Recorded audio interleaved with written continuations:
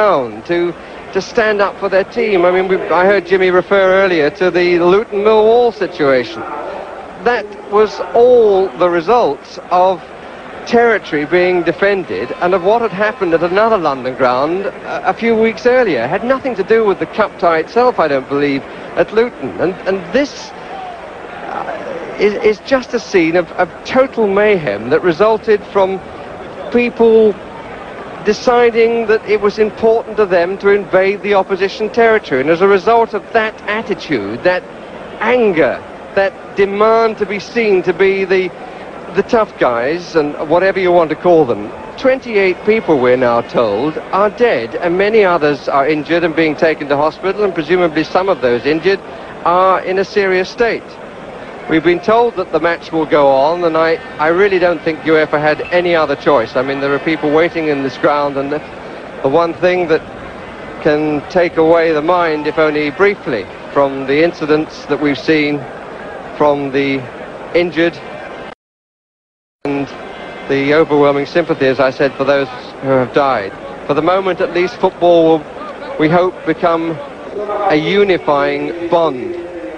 And there is an enormous responsibility on the players now, if they possibly can, to put it out of their mind and to make it an attractive game, and to try and show that they believe, as the majority believe, that football is one of the most beautiful and simple games, and has been all around the world.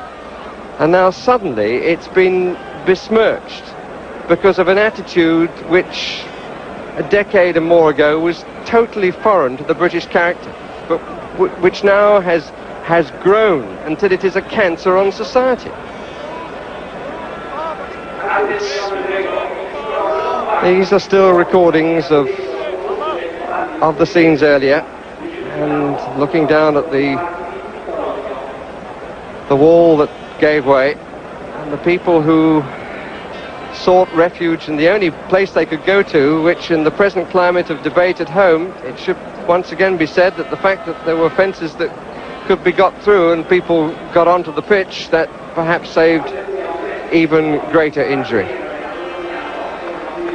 Still, the policemen on horseback are on the main running track. Let me emphasize again, this is not a continuing battle. These are pictures that we are seeing, recorded pictures of the incidents which led to the trouble and the result of that trouble. At one end of the ground, as I look now, we have mounted police.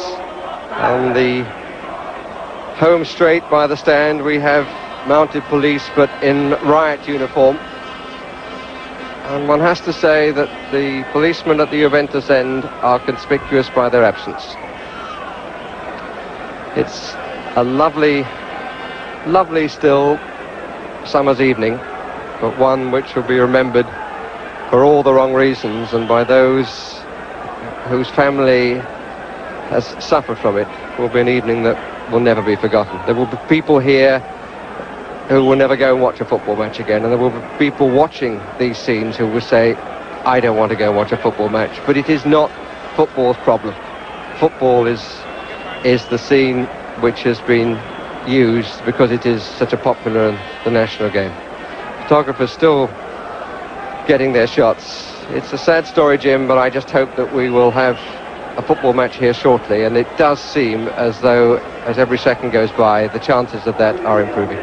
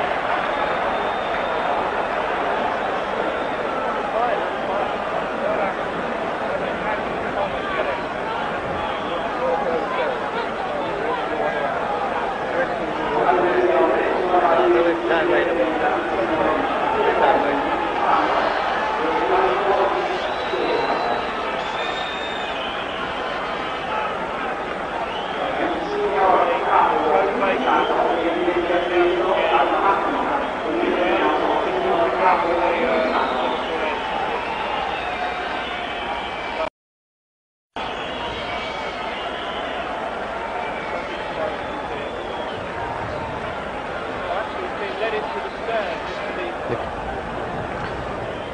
Well, Mike, hopefully things are settling down now. We don't know whether we're getting the feed at the present time or whether this is still a recording of what went on before. I think this is actually a live feed, so things certainly seem to be getting back to a reasonably orderly state of affairs, but this is absolutely appalling. It's the most disgraceful scenes I've seen at a soccer game live, and really I'm at a loss for words, you know, as are the commentators over in Brussels at this time. A game remembered for all the wrong reasons, a game, you know, the two of us prepared for this weeks on end. We've had discussions with people in the Toronto area who are so looking forward to the game. We're prepared for a good game. We get all our notes ready about the players and their history and the tradition, and we look back at European Cup finals. Yeah. I should have got a book out on violence in sport maybe, rather than looking at other kind of preparations for this game, because I'm at a loss for words for scenes such as this today. That's right, Dick, and certainly agree with you 100% there. And as the commentator said, football is a beautiful game, and when it's played on the football pitch, it's the best game in the world. It is the only game in the world as far as I'm concerned. And the people that are making the game as to what it is certainly are not, in my mind, they can't be normal human beings. What is it that makes people do this? We talk about unemployment. That was a big situation back in Britain. They have nothing else to do except to draw their unemployment, and they go to the games, and as you say, they prepare their methods of attack, and they just go out to cause problems. They're not real football supporters. And we've noticed over the years, in the past 2 or 3 years, the dropping of attendance, and obviously who would take his wife or his daughter to a game when you have situations like that? And really, football is it's a man's game, but it's also a family game. And it's just unbelievable. I mean, here we have 28 people that have died. It's really something that you can't explain. You can't describe it, Mike. No, it's. No. Okay, Mike, thanks very much for your comments. Obviously, it's affecting all of us here at the station very much. We'll return after this commercial break.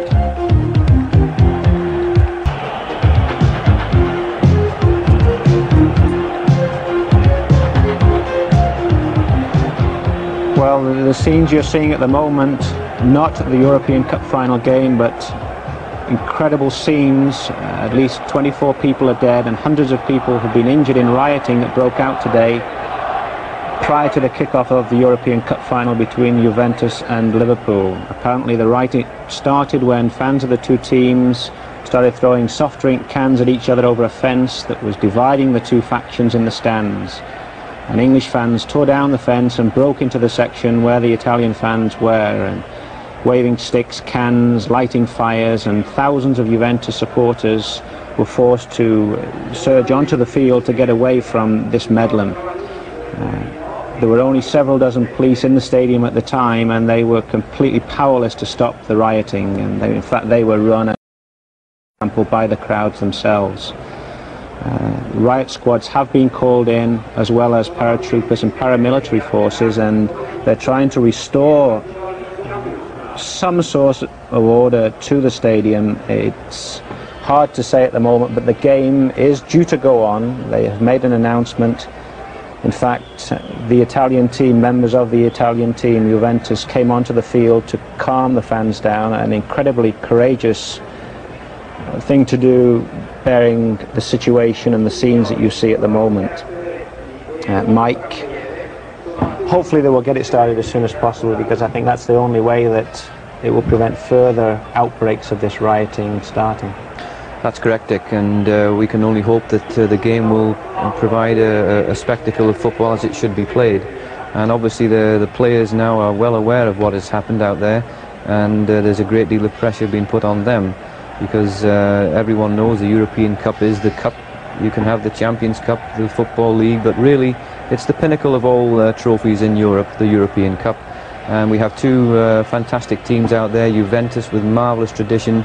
They were formed back in 1897, wonderful traditions. They play in the striped uniforms, which in fact did come from Notts County. A person was over from Italy watching the game, and they play, and they're known as the Zebras. And Liverpool, of course, about the same age, and wonderful tradition. You've got the Shankly era, 1962. We all remember Beatlemania, and then the wonderful years that of Liverpool have had, winning many league. They've won the league title 15 times, a record in British soccer. They've won the European Cup 4 times, the Milk Cup 4 times, and really that's what it's all about. It's the game of football we want to see, not scenes like this, which really we keep repeating. It's just utterly unbelievable. Well, the fans will certainly not be earning any trophies today, Mike. I think now we'll return and see if we can get an update from the announcers at the stadium. Altogether. Then it makes you think, then somewhere along the line they have to be afraid of something, so that if they do it, that they're going to think twice. I do think that it's a tragedy, this, for our game, and I do think, like Terry, you know, that the government have to take the bull by the horns, and they have to make some proper legislation to make sure that the appropriate people are punished accordingly. I do think that it's gone too far now, and this probably is the end of the line as far as we are concerned, and I think we've got to be prepared for whatever punishment UEFA or FIFA decide that we deserve. And I can't say really that we deserve to be treated like that. Just to bring you up to date with the position, the announcement that the game would take place came over the public address system, but it appears to have been an attempt to keep quiet in the stadium, which is now in a somewhat unreal calm, but there has not as yet been an official decision made by UEFA. So we still wait to know. One or two supporters at the far end, although in the stands they're very quiet. One or two supporters at the far end waving flags. The public address still appealing for calm and for patience. Still have not heard officially from the governing body that the match will take place.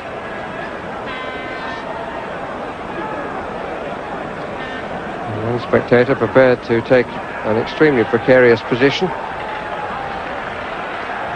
The massed ranks of Liverpool supporters, and one remembers the piece which Bob Wilson did in Sports Night, in which Phil Neal, who had hoped to be the fourth captain to collect the European Cup here tonight, was saying that they being the team, owed everything to their supporters.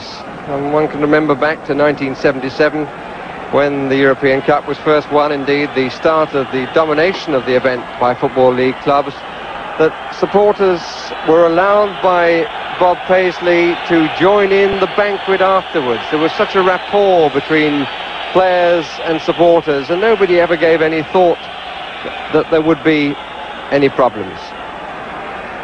But I think that maybe we've seen that the humour with which the Kop and Anfield was always associated has not quite been maintained in recent years. We never used to have chants there of obscene language, but we do now. And maybe one or two of that minority have been in the van of causing the problems here tonight. If you've just switched on and wonder why there's no football, it is that it's been impossible for the match to take place because of problems in the crowd, which resulted in the collapse of a wall because of pressure of people. There were a number of injured, and the latest report is that 28 people have lost their lives. And 30th European Cup still waits to be covered by television around the world. 80 television stations were prepared to report this match, and instead they are reporting scenes which does nothing for the feelings of mankind, if I can put it that way. Still, there are expressions on people's faces that suggest something which is impossible to define, because they still want to get out and fight in spite of all the problems.